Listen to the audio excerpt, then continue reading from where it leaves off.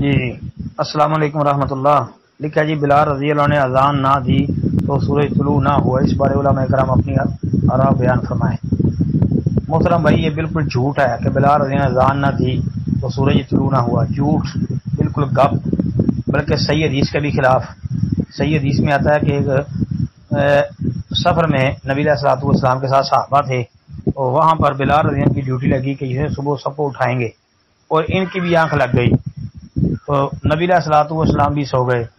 تو سورج کی شعاعیں سب سے پہلے نبی علیہ السلام کے چہرے پر پڑی تو وہ پہلے اٹھے۔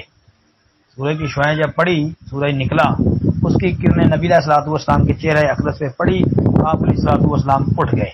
تو اب سورج تو طلوع ہو گیا، اذان بھی نہیں ہوئی، نماز بھی نہیں پڑھی، یہ تو صحیح حدیث کے بھی خلاف ہو گیا۔ پھر اس حوالے سے ہم نے اس گروپ کے اندر تفصیلی جواب ایک دفعہ دیا تھا، تو وہ بھی جو ہے وہ اگر آپ کو مل جائے تو وہ بھی سن لیں۔ بہرحال یہ بھائی جو لکھا ہے کہ اذان نہ دی سورج طلوع نہ ہوا، جھوٹ ہے۔ السلام علیکم ورحمۃ اللہ۔